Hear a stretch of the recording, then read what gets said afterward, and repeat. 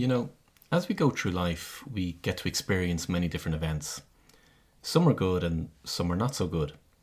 And it's funny because when we're with someone, we'll either tell them about all the good things that happened in our life, or we'll tell them about all the not so good things that happened in our life. But if we're not careful, we begin to always carry around with us all the not so good things that happened. Now, for some, it may be things that happened in our childhood, what life was like when we were growing up, or the abuse or the events that happened as a child. For others, it might be the redundancy that they went through and the effect it had on them. Or it could be the separation or divorce that left its mark or left us blindsided.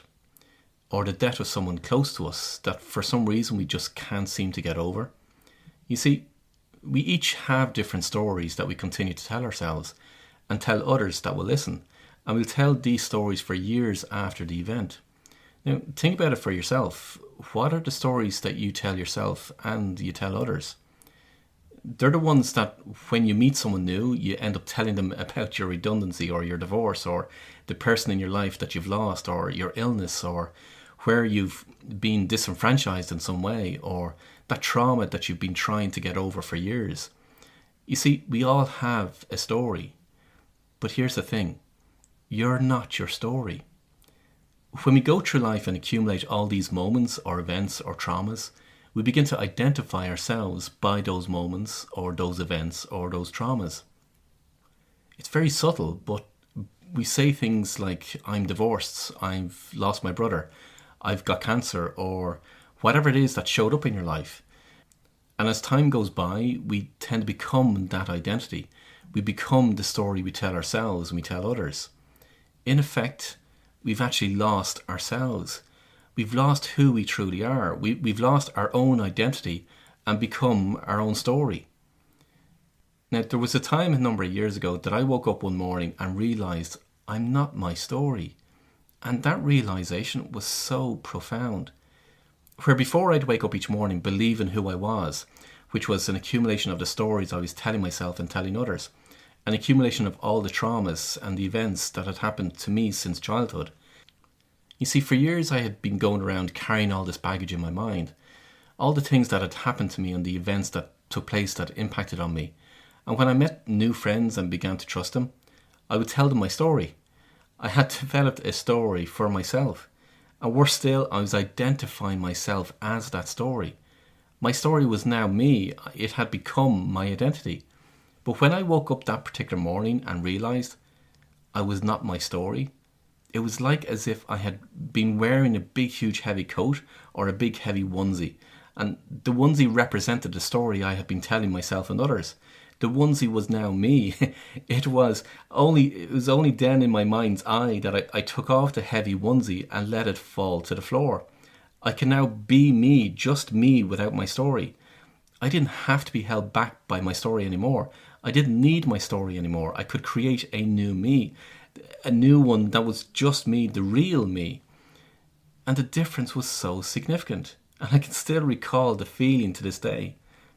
Then when I thought about friends and associates and reflected on their stories and what they tell, I realised that many of us have a story and we actually become our story. But in fact, we're not our story. We become like a dog that has been hurt. We sit there in the corner licking our wounds, when in fact we should be out running around enjoying life and being who we truly are. Our story keeps us held back in a moment in time, a time when the event happened, and for many, that could be many, many years ago. Yet we're still held back in time, as if time just stood still, while everyone else moved forward in time. Our story keeps us downtrodden and we keep getting hurt by it every time we retell that story in our mind or to someone else. We haven't let go of it. We hang on to that hurt. Our story also keeps us small as we're afraid others might find out, what others might think, what others might say. So we don't become our true selves. We don't make ourselves more visible. And by making ourselves less visible, or in fact invisible, we don't get to make the impact that we're actually here to make, to help others in the way that we're meant to help them. We all have a story, but your story holds you back. It keeps you downtrodden. It keeps you small. But when you realize that in fact you're not your story, everything changes.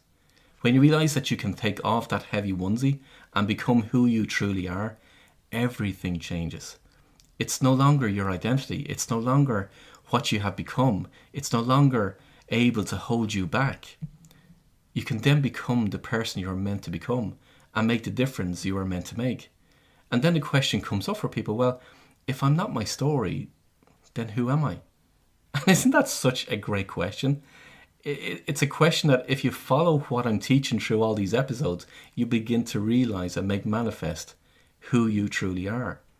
But it all starts with realizing that you're not your story. When that penny drops, and I mean when that penny really drops, then your journey really, really, really begins. So the question I have for you is this: what is your story that you keep telling yourself? What's the story that's holding you back? What's the story that's keeping you small? What's the story that's holding you from actually being who you truly are? And reflect on that and decide, actually, it's time to let go of that story.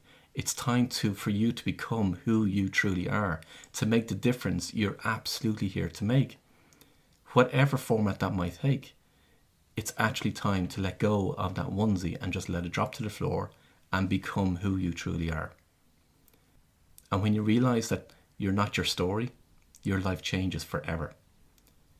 Until next time, I wish you every success.